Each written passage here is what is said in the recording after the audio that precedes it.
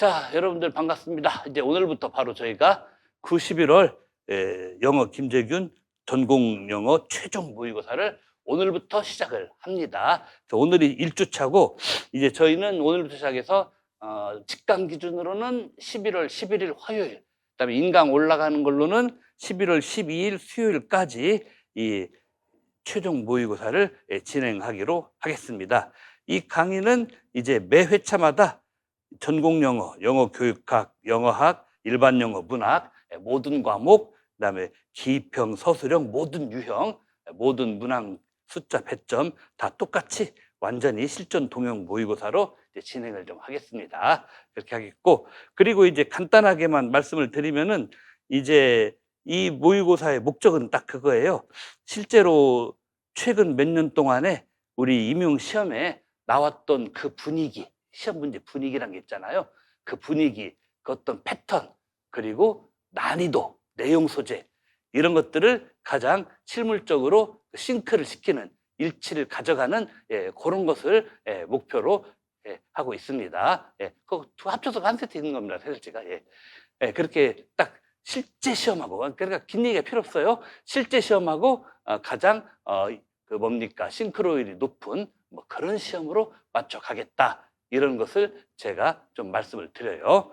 그리고 이제 난이도라든지 아까도 얘기했지만은 그 문제 분위기까지도 최대한 최근 5, 6년간의 문제들하고 가장 유사하게 맞춰가지고 올해도 또 이제 우리가 시험 보러 가면은 평소 봤던 시험 느낌과 우리가 11월 달에 시험장에 들어서 보는 느낌이 가장 비슷하도록, 그래서 마치 실제 시험이 평소 우리 학원에서 보던, 제 강의에서 보던 모의고사의 그 연장선상에 있는 그런 시각적이고 감각적인 느낌부터 주는 것을 일단은 목표로 합니다. 목표로 하고, 그리고 속에 들어가는 내용이나 그다음에 영교나 영어학 같은 경우는 그 물어보는 내용 포인트도 현실적으로 출제 범위에 걸림직한 뭐 그런 것들로 내도록 좀 하겠습니다.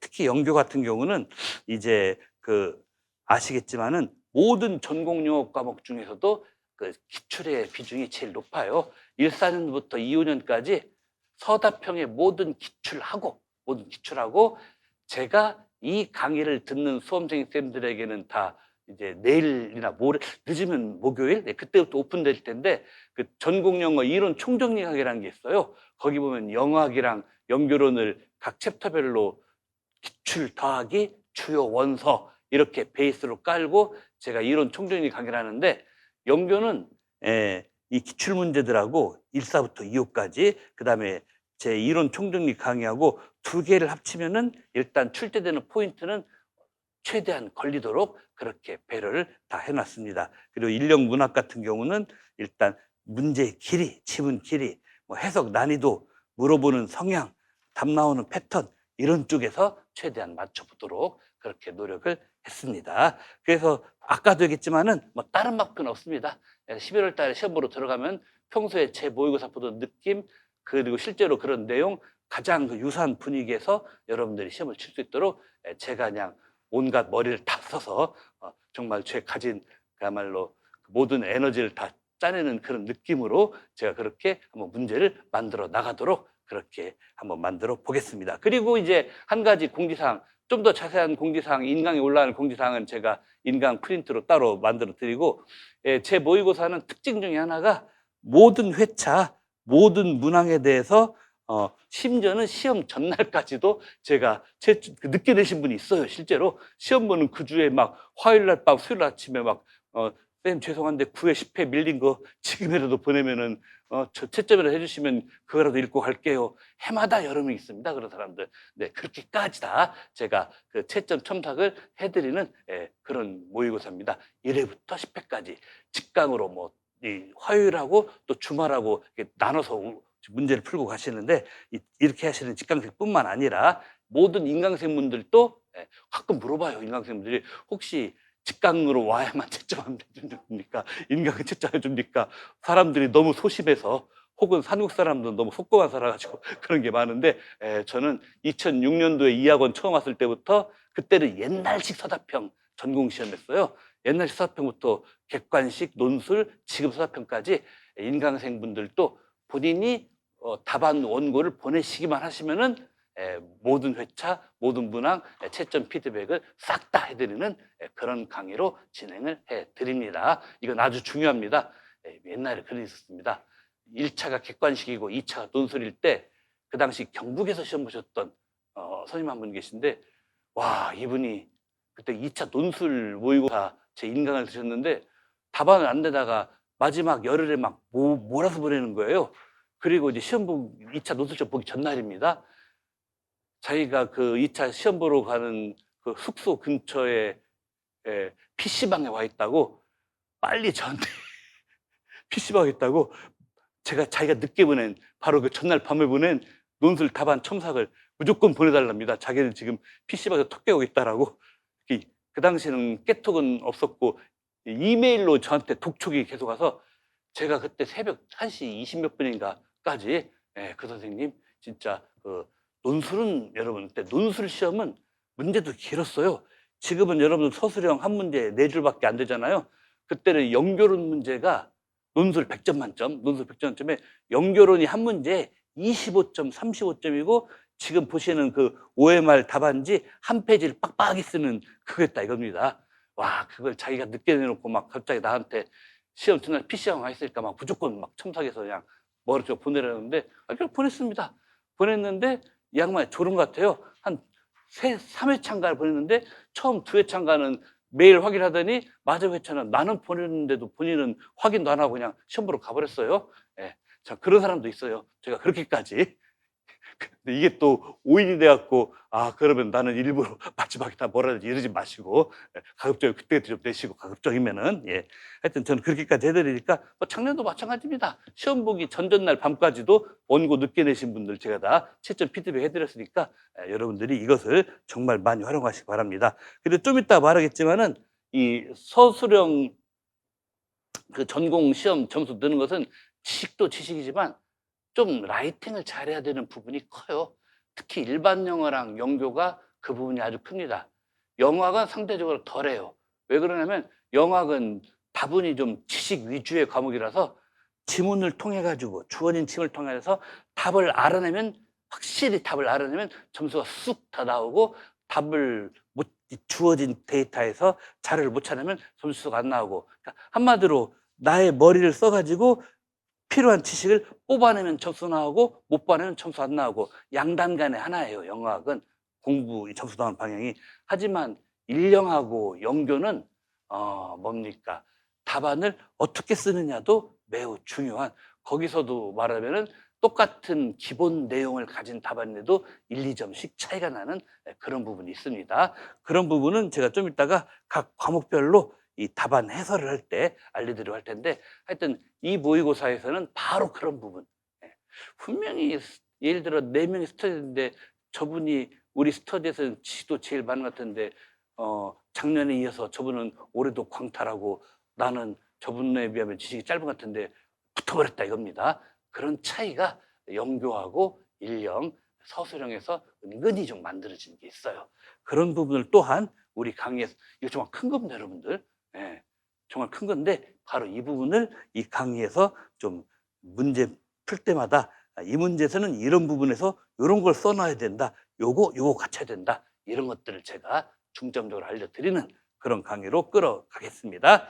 자, 그러면 여기 이제 오늘 이제 서론은 끝냈고, 이제 첫 과목으로 일반 영어 영미문학 파트부터 한번 공부를 시작하도록 하겠습니다. 먼저 이제 A번이 아니라 A형, A형 보시면은 이제 그 일반 영어 영미문학 파트에 지난 5년간 이어왔던 이 문제 패턴을 일단은 답습을 했습니다. 일반 영어 영미문학은 보통 이제 7개가 나오는데, 그 중에서 소설이 단답형, 기입형으로 2개씩 A 하나, B 하나 이렇게 나오는 전통이 작년까지 5년 이상 지금 지속되고 있어요. 이게 이제 한 5년 전 정도에 그 들어갔던 출제위원 교수가 만들어 놓고 나간 게 일종의 뭐 전통처럼 돼가지고 지금 계속 일하고 있는데, 올해도 이어질 수도 있다라는 생각에 일단 오늘 또 이제 그 소설을 2개를 내왔습니다. 근데 그런 건 있습니다. 뭐가 있냐면은 작년에 일반 영어 문제 내는 걸 봤더니 뭔가 모르게 채점위원이 채점위원이란다. 출제위원이 바뀐 듯한 그런 느낌적 느낌이 분명히 있어요, 작년에. 그래서 올해는 작년에 봤더니 이분이 말하면은 시 쪽보다는 소설, 희곡이 산문 쪽으로 강점이 있는 채점위원 같아가지고 혹시 몰라요. 시나 희곡을 기입형으로 돌려버리고 소설을 갑자기 몇 년 만에 그 서술형으로 돌릴 수도 있습니다. 그런 걸 대비해서 또 중간 회차에는 그런 쪽을 한번 내보도록 하겠습니다. 먼저 이제 A형의 2번, 요거가 이제 장편 소설에서 나온 발췌문인데 밑에 보시면은 제목이 나와 있죠. 지문 제목이 네이티브 스피커라고 하는 뭐 그런 제목의 이제 소설입니다. 그리고 이게 이제 창래리 해가지고 웬 한국인스러운 이름이 여기 딱 있는데 예, 맞아요. 예, 한국계 미국인. 예, 부모님은 완전 한국인이셨다가 미국으로 이민 가신 분이고 이민 2세 정도 되시는 이창래 교수라고. 예. 이분은 미국에서도 지금 탑5 안에 꼽히는 미국 전체에서도 그런 소설가이기도 하고 현재 또 무려 대학 교수입니다. 미국에서 대학 교수에서 하면서 미국인 학생들 소설 창작, 문예 창작학과 교수로도 있는 되게 유명한 분이고 작년에 한강 작가가 이제 뭐 소년이 온다, 채식주의자 이런 작품들로 노벨병 탔지만은 사실 이분도 조만간 몇 년 이내에 그런 수상의 명예를 안고도 남을 만큼 그만큼 이제 커리어는 충분히 쌓이고도 남았습니다. 그리고 이제 노벨상이라는 게 20세기 후반부터 너무 완전 주류 백인들보다는 좀 소수 민족, 소수 인종들 그리고 미국같이 큰 나라에서도 미국 내에서도 좀 소수 인종 작가들 이런 사람들 쪽으로 좀 수상자들을 많이 좀 안배를 해요. 20세기 후반부터. 사실 한강 작가도 되게 소설가로서 젊은 나이, 이제 막 50 넘은 지 얼마 안 됐죠. 젊은 나이에 되게 젊은 나이에 그 상을 탄 게 사실 노벨상 위원회의 그런 정책의 혜택을 받은 측면도 솔직히 말하면 있긴 있어요.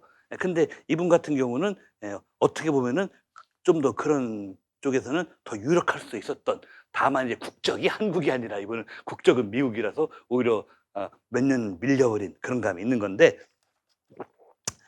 여기 보시면은 이제 그 제목은 네이티브 스피커인데 소설 지문을 읽어보시 알겠지만 전혀 네이티브 스피커 같지 않고 대체 나는 누군가, 이런가 저런가 저런가 이런가 하면서 스스로가 한때 열 몇 가지로 막 스스로가 열 몇 가지 이상으로 헷갈리는, 이거 읽다가는 막 머리에서 막 갑자기 영어는 쉬운데 나는 이거다, 이게 아니다, 나는 또 저거다, 저게 아니다, 요거다, 요게 아니다, 막 이런 말만 왔다 갔다 하니까 아우 하고 머리가 띵해요. 그러면서 이제 그 중간에 밑줄 친 부분으로 나는 스파이였다. 갑자기, 갑자기. 그 다음에 나는 슬리퍼였다. 나는 모월이었다. 이런 말 하는데 이게 사실 쉬운 말 같아도 쉽지 않은 게, 슬리퍼가 뭐야, 뭐 잠자는 사람인가? 뭐 잠이야 누구든지 뭐 하루에 몇 시간, 그게 아니라 잠복 요원이라고 하는 일종의 스파이 같은 겁니다. 그리고 이제 모월, 두더지라는 건데, 이 모월이라는 게 그 땅 속에 막 돌아다니는 동물, 굴 파고 땅 파고 돌아다니는 두더지라는 뜻도 되지만은 이것도 약간 은어나 속어로서 스파이라는 뜻도 있어요. 그러니까 요 세 마디, 나는 스파이였어요, 잠복 요원이었어요, 두더지였어요란 말은 사실 알고 보면은 다 나는 스파이 같은 존재였어요 이런 말이에요. 근데 스파이가 뭡니까? 옛날식 우리나라식 표현을 하면 간첩이에요, 간첩. 그렇죠, 여러분들. 옛날 우리나라식 표현을 하면 간첩입니다. 주로 요새는 이제 북한도 그런 거 거의 안 하는데, 옛날에 실제로 북한 사람이 남한 사람인 척 위장을 하고 여기에 침투를 해가지고 뭐 가짜 민증도 만들어, 그쵸, 가짜 민증도 만들어서 그걸로 막 취직도 해요. 취직도 하고 막 집도 사고 살아요. 예. 뭐 취직 시험 볼 때 이 사람 진짜 맞나 안 맞나 거기서 뭐 지문 찍어보고 이런 일은 없으니까 남한에 노스 코리아에서 오신 분이 사우스 코리아에 와서 이렇게 막 몰래 숨어 들어가지고 스파이 노릇을 해요. 그러고 보면은 좀 안 좋은 뷰지만 진짜 두더지 같은 인생을 하는 거예요. 자기는 실제로는 노스 코리아의 시티즌인데 사우스 코리아에서 사우스 코리아에다 땅굴같이 말하면은 몰래 잠입해가지고, 두더지같이 땅속에 두더지가 잠입하듯이 잠입해가지고 우리 남쪽의 정보를 파악해서 북한으로 빼돌리는. 근데 요새는 이제 그런 거 안 하죠. 북한도 거의 다 걔네들이 해킹 기술이 거의 세계 탑급이라서 뭐 솔직히 우리나라 국방부 정부도 틀린단 말이십니다. 안 좋은 얘기지만 뭐 요새는 그런 거 잘 안 하는데 예. 이런 표현이 나왔어요. 이런 표현 나왔고 이 표현의 뜻에 대해서 밑에 물어봅니다. 밑에 이제 말하면은 여기서 밑줄 친 이 부분이 이제 상징한다. 뭐를 상징하냐면은 그 내레이터, 이 화자죠. 화자의 그 다음에가 나름 중요한 여러분. 문제 풀 때 자 이게 인력 문학 문제인데 원문이 있고 위에 지문이 있고 아래 이제 커멘터리 박스가 있어요. 제가 다시 한번 강조하고 앞으로도 강조하겠지만은 다른 과목도 그렇고 특히 인력 문학은 밑에 상자글이 따로 있으면은 이 상자글 먼저 무조건 읽고 시작하는 게 국룰이에요. 그러니까 아직은 우리가 위에 본문은 하나도 안 봤다고 생각을 하시고 밑에를 먼저 보는 거예요. 딱 보시고 자 밑줄 친 표현 본문 저기 있네. 밑줄 친 표현 저거가 상징한다. 이 내레이터, 이 작중화자는 나예요. 나라는 사람가 그 다음에가 중요하다고 했죠. 깊이 뿌리 박힌 딥시티드라고 되어 있는데 깊숙이 자리 잡은 땡땡 이 말이죠. 그리고 제가 이제 오늘 해설자료 드렸고 미니 해설자료로 2페이지짜리 하달 제가 이거 지난 8월부터 시작한 건데 보조 해설자료를 하나 더 드리죠. 보면은 이게 한 페이지로 된 인력문학 빈칸 문제 보충 설명이라는 요 보조 프린트가 하나 더 있습니다. 요것을 제가 이제 지난 8월 달 6회차 모고부터 제가 들었는데 여기도 나와요. 방금 말도 했지만 그 빈칸 있는 문맥에서 그 딥시티드가 깊숙이 자리 잡은 땡땡 이런 얘기란 말이에요. 자 그러면 이제 통상 인력문학 특히 문학 문제에서 깊숙이 자리 잡은 이라는 말이면은 뭔가 내적인 거, 정신적인 거, 내적인 거, 정신적인 거, 그래서 추상적인 거 이런 것들이 와야 한다라는 것입니다. 외적으로 겉으로 드러난 거, 외향적인 거, 겉으로 판단할 수 있는 거라면은 주로 이제 물리적인 거죠. 뭐 외모라든지 가진 외부 조건, 이런 조건이라든지 이런 건데 그거와는 반대로 깊이 뿌리 박은 깊이 자리 잡으니까 뭔가 내적인 거, 정신적인 거, 그 다음에 추상적인 거 이런 쪽으로 답이 간다라고 감을 딱 잡고 시작해야 돼요. 그러니까 솔직히 모든 시험은 기본 실력도 중요하지만 시험 보는 실력도 중요하다라는 게 이런 감들이 발달해야 답을 많이 맞추고 따라서 점수가 올라가는 게 높아집니다. 뭔가 추상적인 말이 들어간다. 그 다음에 보시면은 그는 느낀다. 맞지? 느낀다라고 했으니까 또 깊이 뿌리 박은 이란 말이 빈칸 앞에 있고 빈칸 뒤에는 느낀다 하니까 다 이제 내적이고 추상적인 거라 이런 얘기예요. 여기서 이렇게 감 잡고 시작을 하셔야 된다. 그래서 지난 주말에 풀고 하신 분 중에서 two faces라고 답을 쓰신 분들이 한 두세 분 됐어요. 보니까 왜냐하면 두 얼굴에 해도 이것도 뭔가 모르게 헷갈리지 않습니까? 그런데 두 얼굴이라면은 물론 상징적인 표현도 되긴 하지만은 그래도 그것은 추상적인 건 아니에요. 그래서 보세요. 깊이 뿌리 박힌 깊이 자리 잡은 두 얼굴 하면은 벌써 좀 느낌이 이상하잖아요. 벌써.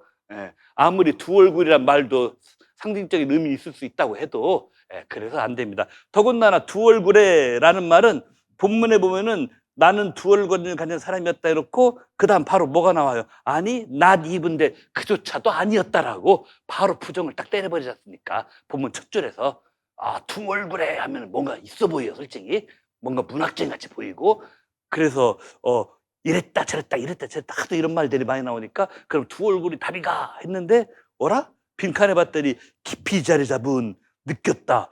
깊이 자리 잡은 두 얼굴. 그건 좀 뭔가 좀 어색함이 있는데 그리고 더군다나 봤더니 두 얼굴 해놓고 멋있는 표현 한 다음에 바로 다음 문장에서 그것조차도 아니었다고 탁 엑스를 쳐버리니까 아이고야 이건 더더욱 아니구나. 이런 식으로 우리가 문제에 그렇죠. 중요한 건 답을 찾아가는 그런 그 기본적인 그 정신적인 근육을 키우는 게 우리 모고 제 강의 연습하시는 목적이다 이런 얘기입니다.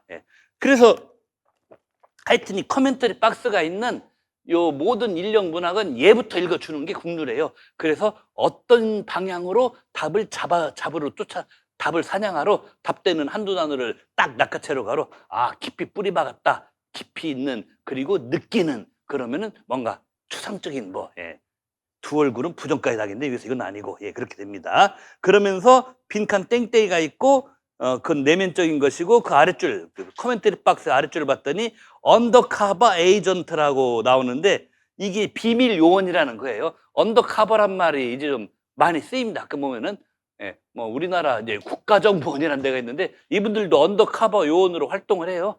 주로 이제 중국이라든지 가끔은 위험 감수를 하고 북한도 살짝 갔다 온답니다. 우리나라 국가정보 요원들도. 이 언더커버 요원, 비밀 요원. 그런데 이 비밀 요원처럼 느껴지는 게 어디에서? 그 자신의 삶 속에서. 이런 식으로. 예. 그러면서 보시면은 그 아랫줄은 그 assimilating, 뭔가 동화되는, 예, 뭔가 동화되는 그런 게 동화되고 흡수되는 것도 있는데, 다른 한편으로는 hiding, 숨기는 것도 있고, 그다음 맨 끝에 never, 절대로 완전히 belonging, 소속되진 않고. 그러니까 이것도 오락가락 하는 거죠. assimilating, 동화시키는 것도 있지만은 진실을 숨기는 것도 있고, 완벽하게 어디에 소속도 안 되는. 자, 그러면은 뭔가 정신적인 거고, 어느 한쪽에는 소속되지 않는 거, 과연 그런 표현이 어디 나오는가? 이런 식으로 감 잡아놓고 그런 표현 찾아라 해가지고 쭉쭉 내려가야 돼요. 내려가야 되는데, 요거는 생각보다는 좀 답이 빨리 나옵니다. 넷째 줄 본문 이제 올라와서 본문 넷째 줄 끌 때 컬처럴하고 스키조프레닉이라고, 스키조프르 뭐 요거가 이제 분열된 이런 얘기죠. 뭐 스키조 뭐뭐뭐 하면 이게 뭐 정신분열증, 그래서 뭐 다중인격, 나중에 이렇게 또 나오고 하는데, 그때 말은 이 스키조란 말이 세퍼레이트 되었다, 갈라져 있다, 이런 얘기예요. 스키조란 말이 다섯 번째 줄에 있는. 그럼 얘가 답이구나 라는 걸 알 수 있습니다.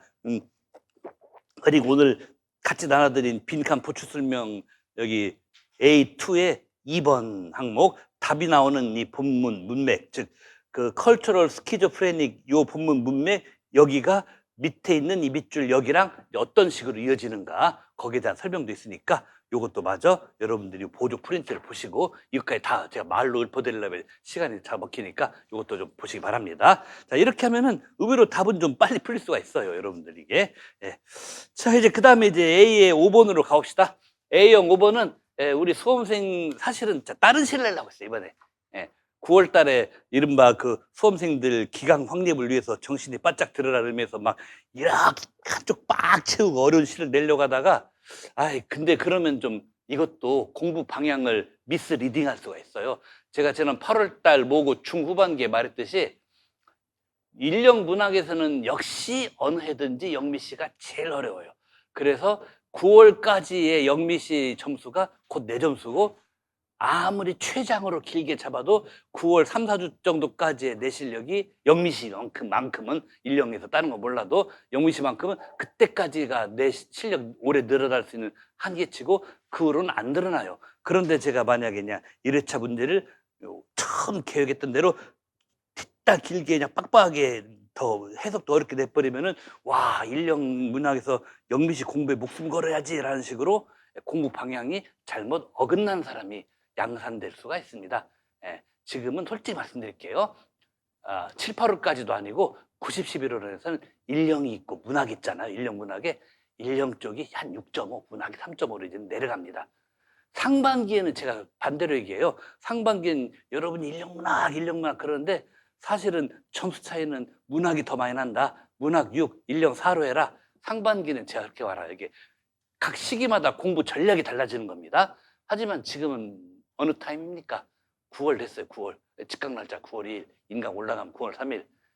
9월부터는 인력 문학에서 인력이 65%, 그러니까 3분의 1 하는 소리입니다. 문학이 3분의 1이고, 그리고 좀 극단적인 경우 있었어요. 인력 문학에서 이 정도 난이도부터 조금이라도 올라가는 시는 나는 손도 못 댄다 하면은, 제가 자신 있게 말합니다. 영미 씨는 접어도 상관없어요. 영미 씨는 그냥 포기하고 매주 모고에 나오는 한 문제씩만 하고, 그리고 시험 보러 가도 서울하고, 그 다음에 TO가 5명도 안 되는 광역시만 위태위태하고, 그 외 지역은 경기, 인천까지 싹 붙습니다. 장담이에요, 장담. 이미 작년에 우리 경기도 합격자 중에서도 작년 영미 씨는 어마무시하게까지 어려운 건 아니었는데도 그것도 2점 이상 날려먹고 경기도 합격하신 분들 뭐 3분씩 있고 막 그럽니다. 보니까 제 수험생 중에서도. 예, 그러니까 인력 문학에서 영미 씨는 솔직히 지금부터 너무 연연할 필요 없고, 예, 이 시가 해석부터 시작해서 너무 버겁다 싶은 분들은 매주 제 모국 문제에 영미 씨를 충실하게 복습하고 따라오시는 걸로 만족하고, 그 외 인력 문학에서 다른 장르, 다른 파트 그쪽으로 힘을 실는 게 이게 총점 관리하는 겁니다. 사실 이 얘기를 잘 안 해요, 사실 강사들이. 왜냐하면은 자기가 파트 맡은 과목에서 한 부분이라도 놔도 된다면 자기 강의를 우습게 여기고, 이 팀 티칭 할 때 나 인력 문학 강사 말고 영규나 영어 강사를 더 좋아할까 봐. 솔직히 그 팀 티칭 할 때 그런 걸로 서로 많이 싸우거든요. 그래서 이런 말 잘 안 하는데, 저는 제가 모든 과목을 다 총괄해서 하니까 있는 그대로 말씀드립니다. 예. 혹시 다른 학원 선생님들 중에서 여러분 인강을 듣거나 뭐 아니면 인강생 중에는 직강을 다니거나 하면서 그 영미문학 일반 영어 쌤 중에서 막 시를 너무 강조한다, 그 뭔가 방향 자체는 틀린 겁니다. 지금 시를 강조한다고 해서 점수가 늘 대목이 아니에요. 예, 지금 시를 강조한다고 해서. 그래서 오늘은 뭐 그런 현실을 고려해서 수험생 격려용 시로 오늘은 솔직히 A형 5번은 수록했어요. 여러분 딱 보면 이거 모릅니까? 딱 나오잖아요. 이 또한 지나가리라. 이거 무려 10년짜리 유행어. 우리 대한민국 사회에서 10년, 지금도 가끔 잊어버리면 한 번씩 누군가의 인스타나 누군가의 카톡에는 프로필에 이 또한 지나가리라가, 뭐 노래도 나옵니다. 유튜브 쳐보면 이 또한 지나가리라가 노래도 있는 것 같더라고요. 보니까 이 미국 노래인가 영국 노래인가 이 노래도 있다 그래요. 예, 바로 그거를 원작 시가 바로 이거예요. 예, 그 렌터 윌슨 스미스라고 하는, 이분이 바로 이 시의 원작자고 이 시 원문입니다. 그리고 이 시는 제목도 이 또한 지나가리라지만 각 연마다 이 또한 지나가리라가 반복되고 반복되고 반복되고 반복돼서 이게 핵심이구나. 근데 이제 그 보면은 제가 이제 해설지에 써놓겠습니다만 결국 이 시는 핵심은 그겁니다. 좋은 일과 나쁜 일, 기쁜 일과 슬픈 일 모두 이 또한 지나가리랍니다. 흔히 이제 사람들은 이거 약간 좀 이 또한 지나가리라라는 말을 편할 대로 이용해요. 주로는 나쁘고 우울하고 상처되고 긁히고 막 트라우마되고 하는 그것만 콕 집어서 이 또한 지나가리라 해버리고, 좋은 일 올 때는 이 또한 지나가리라 소리를 안 해요, 사람들이.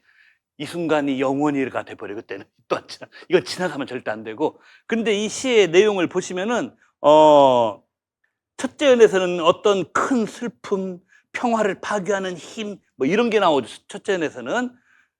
그 다음에 둘째 연에서는 뭡니까?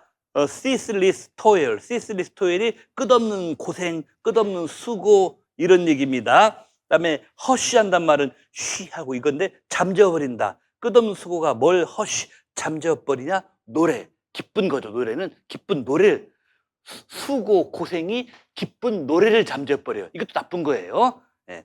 그런데 이 첫째 연, 둘째 연, 슬픔, 고생, 나쁜 거 얘네들도 이 또한 지나가리라, 이 또한 지나가래요. 보통 사람들은 1년, 2년까지는 해요. 그렇죠? 슬픔, 지나가. 고생, 지나가. 이 또한 지나가리라. 근데 이 시의 무서운 점은 3, 4년이에요. 3년은 뭡니까?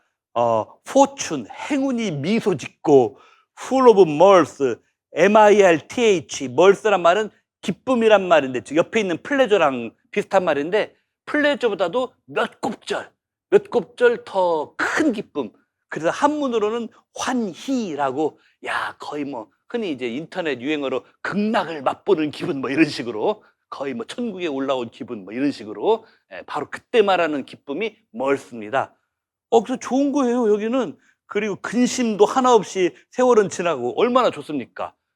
그런데 놀랍게도 이 시는 좋지, 기쁨 만땅, 좋아. 근데 너무 좋아하지 마. 그것 또한 지나가리랍니다.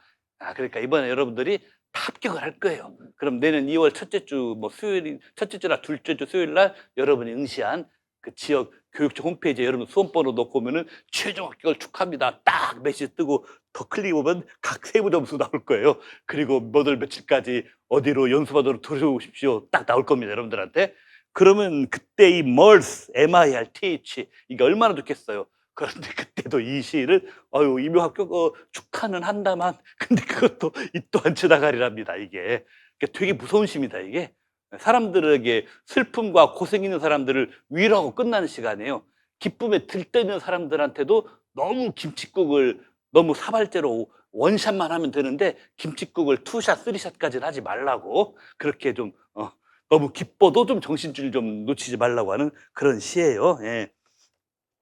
넷째 연도 마찬가지예요. 넷째 연도 honest labor, 성실한 노동이 성실한 노동 좋죠.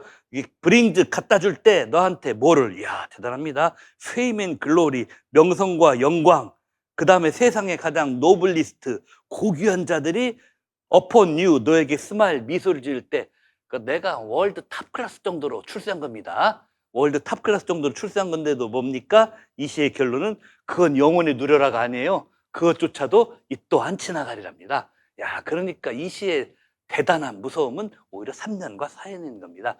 단지 작년에도 그냥 50점대 초반 교육학도 기대했는데 14점, 작년은 교육학 점수 잘 나와서 다들 17, 18 찍었는데 나 혼자 14점 막 이렇게 작년같이 우울해하는 그런 사람들을 위로하기 위해서 이 또한 지나가리라. 그것도 말이 됩니다. 이 시에서도. 왜냐하면 첫째 연에서 슬픔을 위로하잖아요. 그것도 말이 되지만 이번에 2026 임용 가서 전공도 뭐 63점 63 나올 때는 내가 그냥 어디 뭐 경남이나 어디 뭐 인천 볼 게 아니라 서울 볼 걸 후회할 정도로 고득점 나오고 교육학도 와우 드디어 19점 그다음에 2차도 막 면접 수업 시간도 1, 2점씩밖에 안 깎였어. 이럴 줄 알아서 차라리 서울 볼 걸 이렇게 되더라도 그렇게 해서 고득점 합격을 하더라도 뭐다? 그것도 이 또한 지나가리라고 말하는 그러니까 우리 임용 시험의 마지막 단계 아닙니까? 최종 모의고사가 요 단계에서 여러분들을 위한 시기도 한데 근데 제가 이건 시를 소개하느라고 시를 먼저 훑어보긴 했습니다만 이것도 뭐냐? 문제풀이 그 스킬대로 하면은 밑에 그 커멘터리 박스를 먼저 보셔야 돼요. 커멘터리 박스를 먼저 보시고 거기서 이제 빈칸 문제 해결하고 그 다음 과제로 넘어가셔야 되는데 이 커멘터리 박스를 봅시다. 이것도 보시면은 이 시에서 빈칸 땡땡이 요놈아는 temporary 일시적이고 그 다음 material wealth란 말 나오죠. 물질적인 부란 말 나와요.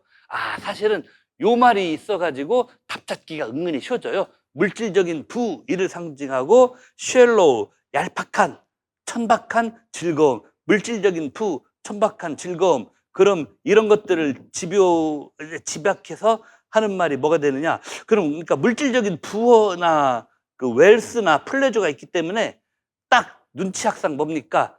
안 좋은 거 당해서 위로하는 사람에게 하는 이 또한 지나가리라 보다는 좋은 것을 겪으면서 너무 들뜬 사람에게 이 또한 지나가리라는 그쪽에서 아마 답이 나오기 쉽겠거니 우리가 이것도 또한 감을 잡을 수 있습니다. 아니나 다를까 셋째 연 막 뭡니까? 멀스, 플레저. 그리고 약간 힌트가 되는 게 빈칸에도 이 박스에도 플레저가 있는데 셋째 연도 플레저가 있어요. 그렇죠? 이것도 은근히 말하면 답이 어디 있는 걸 알려주는 언어적인 단서입니다. 그 연의 셋째 줄 보시면은 earthly treasure라고 해서 세속에 속세에 속한 그런 보물들이란 말 나오는데 이게 바로 이 말하면은 그 부와 이제 즐거움을 상징하는 그런 것들이다라고 말할 수 있습니다. 자, 그리고 이제 둘째 과제가 이 시의 제목 또 되고 그렇죠. 타이틀도 되고 반복되는 벌스 문구도 되는 벌스란 말이 시의 한 줄 한 줄, 시의 한 줄 한 줄을 하나의 벌스라고 불러요. 그런 한 구절로 되는 말이 이 또한 지나가리라는데 여기에 의미하는 말 써라. 이거 사실은 약간 이게 쉬운 듯 어려울 수 있다는 생각이 들어요. 왜냐하면 사람들이 인력 문학 풀 때 안 좋은 습성이 평소 자기의 선입감을 가지고 제목이나 본문을 대하는 게 강해요.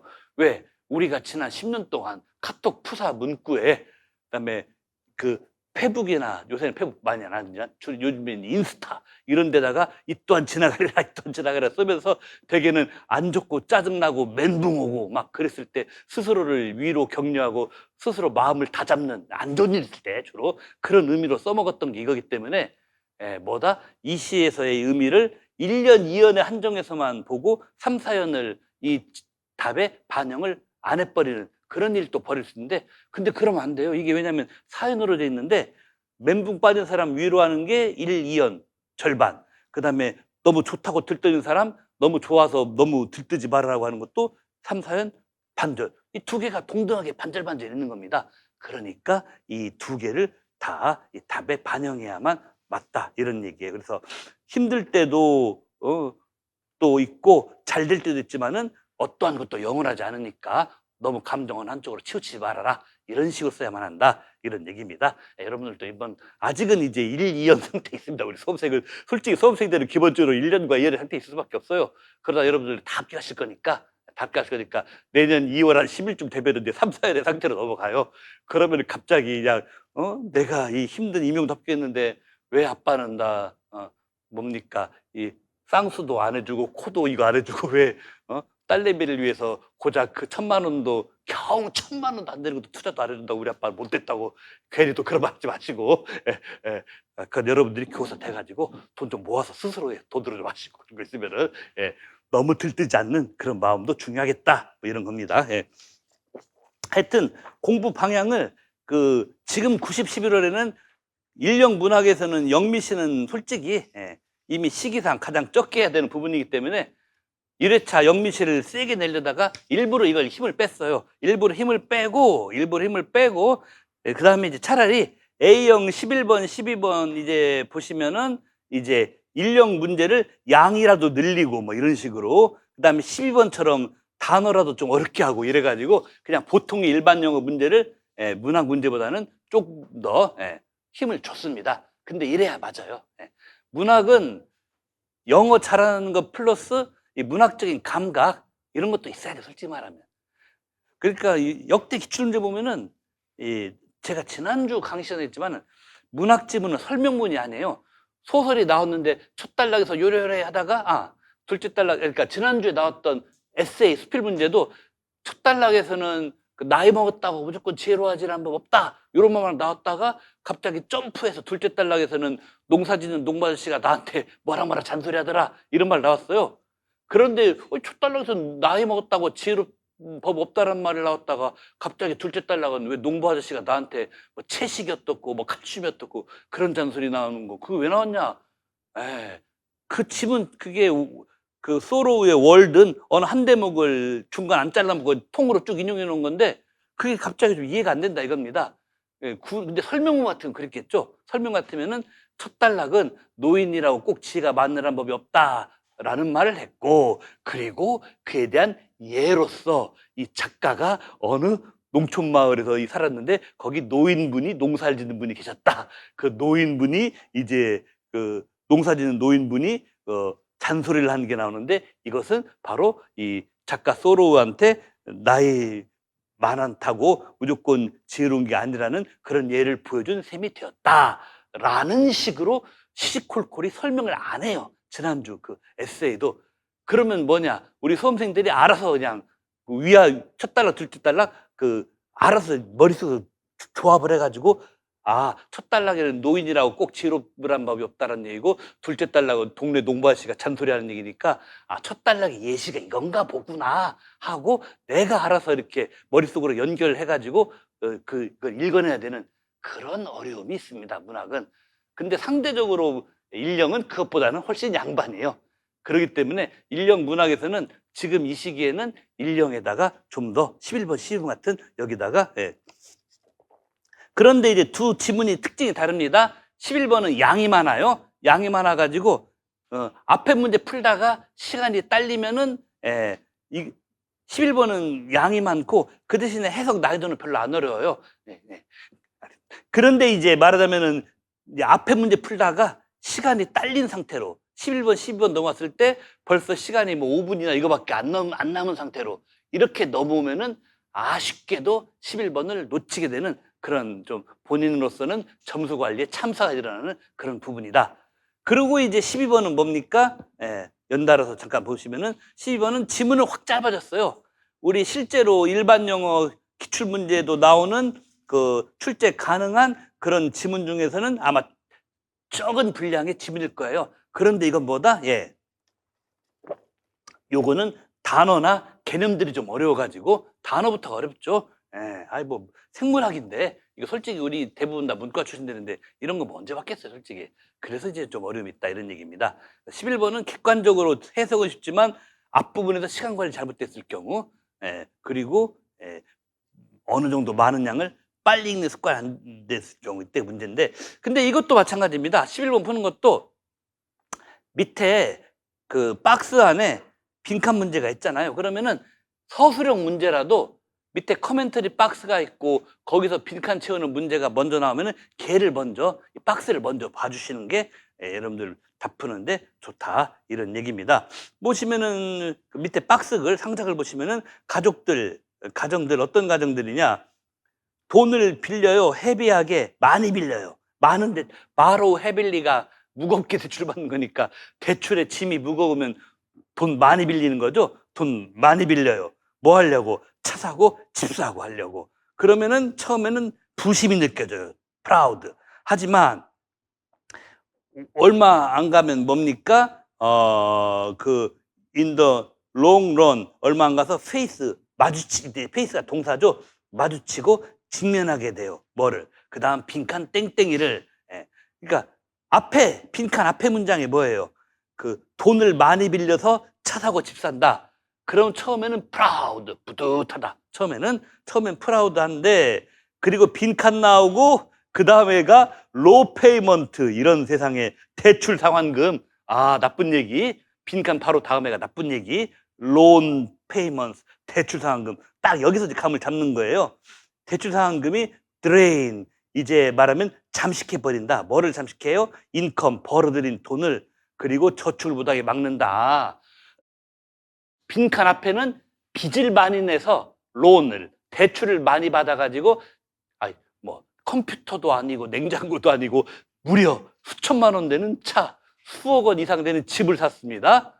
벌써 좀 뭔가 좀 쎄한 느낌 들어요. 빈칸 앞에도. 그다음 빈칸 뒤에는 뭐다? 빈칸 뒤에는 론 페이먼스, 대출 상환금이 기다려요. 그다음에 드레인 인컴, 내 돈 버는 게 잠식당해요.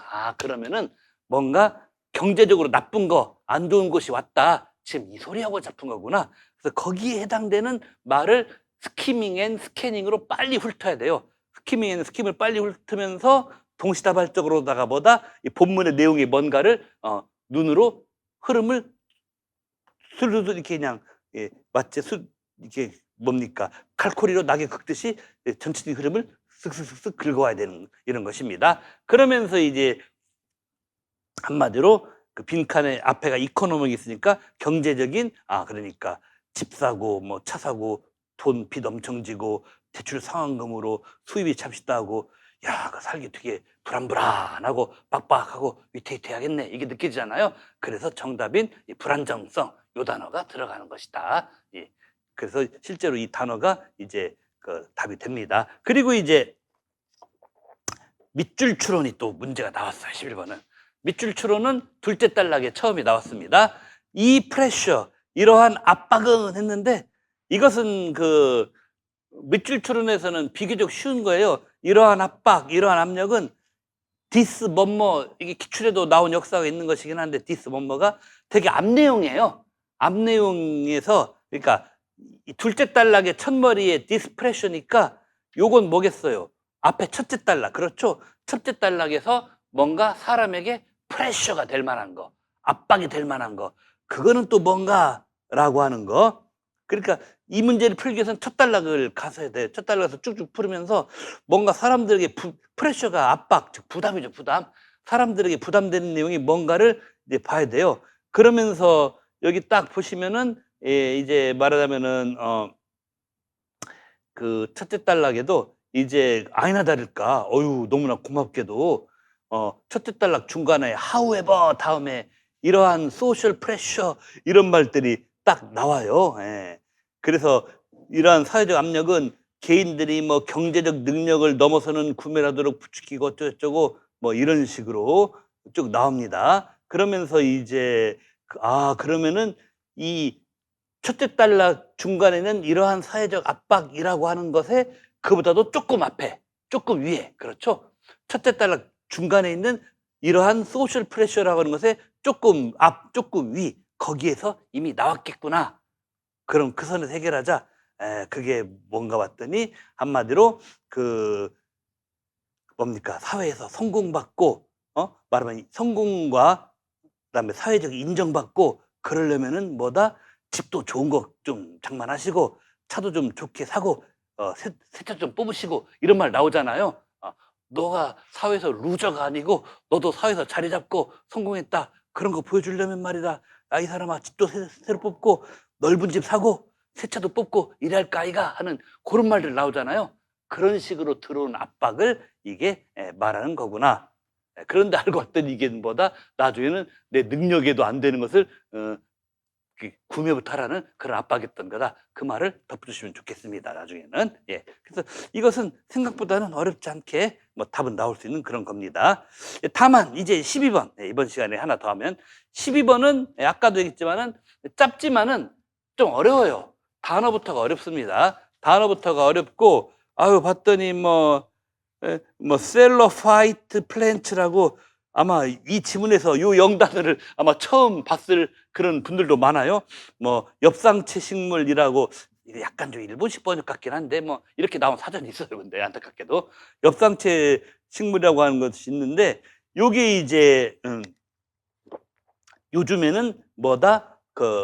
균류로 분류되는 펀지로 분류되는 뭐 그런 식물이다라고 이런 얘기가 합니다. 그러면서 이 첫째 단락은 이 식물의 그 특징을 좀 묘사해요. 겉보기에는 뭐 식물과 비슷하다. 그리고 뭐 한때는 뭐 식물계로 분류되었다. 뭐 이런 식의 얘기가 나오잖아요. 그러니까 놀라운 게 첫 줄에는 the term 그 용어 어떤 용어? 셀로파이트 플랜트 엽상체 식물 그렇죠. 물이 엽상체 식물이라고 했는데 이게 원래는 식물로 분류됐는데 나중에는 뭐다? 정통 식물이 아니라 더 이상 식물로 연결이 아니라 인정되지 않는다란 말이 나와버리죠. 야, 그러니까 뭐 아버지를 아버지라 부르지 못하는 게 아니라 식물처럼 생긴 걸 식물이라고 부르지 못하게 되었다라고 하는 뭐 사실 이 엽상체 식물이 요즘으로 말하면 거의 뭐 버섯, 곰팡이, 효모 이런 거랍니다. 그런데 곰팡이는 우리가 흔히 식물이 좀 아닌 것 같다는 느낌을 받아도 근데 효모도 그렇고 근데 버섯? 아니 버섯이 왜 식물이 아니야라고 저도 오늘 먹은 식사 중에 한 끼에 소스 중에 뭐 버섯도 좀 들어간 게 있습니다. 딱 봐도 식물이에요, 솔직히. 씹히는 식감도 그렇고 생겨도 근데 그 버섯조차도 이제 엽상체에 속하면은 식물인 듯해도 식물이 아니다라는 그런 겁니다. 그래서 여기 서술형 문제에서도 보시면은 이제 뭡니까 밑에 디렉션에 보면은 이른바 엽상체 식물이라고 하는 것이 요새는 펀지 킹덤이라고 해서 그렇죠. 균계라고 번역됩니다.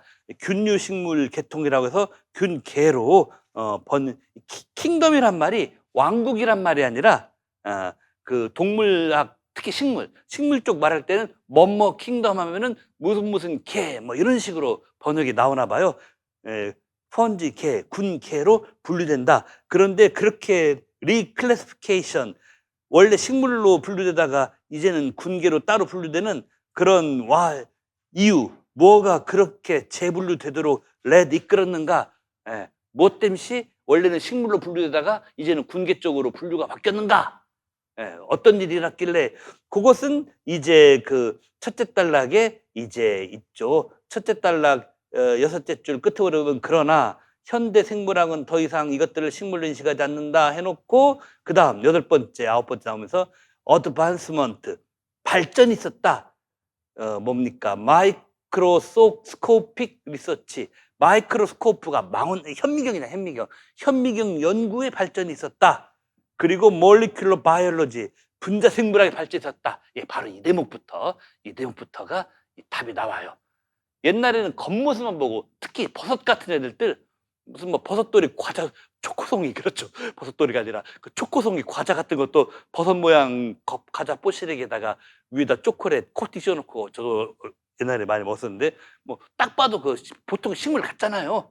그런데 현미경 마이크로스코픽 연구하고 몰리큘러한 바이올로지 분자 생물학이 발전해서 그 속의 생물학적인 구조를 더 자세히 들여다봤더니 아 이거 식물 아니야, 식물 아니고 곰팡이나 이런 효소 같은 곰팡이 효소 같은 이런 균 종류야, 이런 식으로 이 분류가 바뀌었다라고 하는 충격적인 사실입니다, 여러분들. 이런 게 있고요. 근데 조금씩이 아니라 대놓고 단어가 여기저기 많이 어렵습니다. 그래서 12번 일령 지문의 목적은 뭐다? 단어가 여기저기 지뢰밭처럼 어려워도 우리는 기억고 답은 내고 만다라는 그 연습하는 거예요. 그래서 지금 시기 90, 11월 달에는 어제도 깨톡이 왔어요. 그 남자 선생님 한 분이 이제 오랜만에 인강으로 등록하셔가지고 자기 고향 쪽에선가 어디선가 기간제를 오래 하시면서 지금도 인평에 하세요. 뭐 복화 33,000이니 무슨 뭐 MD 뭐 기타 등등 뭐 누구 이명 학원가에서 한 두세 명 정도 어휘집을 쓰고 했는데 그런 어휘 책자를 지금 보는 게 좋을까요? 그러는데 제가 단칼에 선생님 지금 9월 달입니다. 그게 딱 한마디 했어요. 선생님이 지금부터 아직 안 보셨죠? 어휘 책 아직은 안 봤는데 보는 사람도 있는 것 같길래 한번 여쭤봅니다. 저한테 필요할지. 왜냐면 그 선생님 같은 경우는 공부를 살짝 쉬다가 오랜만에 컴백을 하셔가지고 좀 궁금한 점이 있으세요. 몇 가지. 근데 그래서 선생님 지금 9월 달이면은 지금 아직 한 번도 안 본 상태에서 어휘집을 새로 구매해서 하시면은 그거 아니라고 다른 공부 시간 싹 다 날아가 버리고 안 좋습니다. 상반기라면 제가 추천할 수 있지만 그리고 또 한 가지 뭐 학원 강사들 또 한 너댓 옛날 것까지 따지면 너댓 종류 지금 남아있는 두세 종류 올해 나온 것도 합쳐서 그런 어휘집을 내놨고 그리고 임용 강사들 말고 뭐 문덕 강사의 뭐 MD 복합 뭐 워드 스마트 등등 여러 가지 있는데 그런 어휘 책자들을 보고 도움 받았다는 사람과 못 봐봤자 소용없는 사람이 너무 첨예하게 5대5로 너무 확 달라져요. 이게 너무 반반으로 너무 쫙 달라집니다. 그런 책을 그러니까 현재 우리 인강 선생님 중에서도 저 MD 복화 지금 올 상반기까지 작년부터 해서 벌써 3, 4회독 돌렸는데 이상하게 1년 안 느는 것 같다고. MD 복화 그 제일 오래전부터 유명한 책이죠. 벌써 3회독, 4회독을 올 5월까지인가 돌렸는데도 선생님 저는 왜 이렇게 인력이 안 늘죠? 이런 사람이 있어요. 예. 뭐 근데 MD 복화만의 문제겠습니까? 뭐 K 강사, 먼 강사 등 이명 학원 강사들도 어휘집 몇 종류 내놨잖아요. 그것도 똑같아요. 그러니까 거기서 득 보는 사람과 안 보는 사람이 반반으로 너무 적나라하게 갈라져요. 나는 어떤 유행인지 몰라요. 유행이 정말로 럭키하게 우리 아이돌 우리 장원영이 말했다나 럭키비키하게 정말 나는 그런 책이 도움되는 유형이다. 그러면 완전히 럭키비키한 거예요. 하지만 아까 말했던 저는 올해 5월까지 MD 복과 3회독 이상을 했는데도 왜 1년이 안 됩니까? 이런 사람도 절반은 되니까 그 해보고 나서야 아는 거예요. 내가 어떤 유형인지. 그런데 지금 이제 석 달이 채 안 남고 80 며칠 남은 이 시간에 그걸로 시간 엄청 쏟아 부어가면서 내가 이득 볼 수 있는 유형인지 아닌지 실험을 하고 있을 수 있습니까? 지금 이 시간에? 그래서 제가 오늘 제 다음 카페도 글을 올렸어요. 지금 하지 말아야 할 것. 안 읽었던 땡전 처음 읽면서 처음부터 돌리시는 거 땡. 그 다음 어휘집 땡. 제가 써놨어요. 진짜. 지금은 그럴 때가 아니에요. 지금이 1, 2월이거나 3, 4월이면 한번 보라고 해요. 저도. 3, 4월이면. 지금은 그런 유형의 공부가 나한테 맞는지 안 맞는지 나를 그 무모한 실험 대상으로 밀어 넣을 시간이 아닙니다. 그럼 지금은 뭐냐? 이게 12번 같이 어려운 단어로 막 도배한 지문들 있잖아요. 이런 거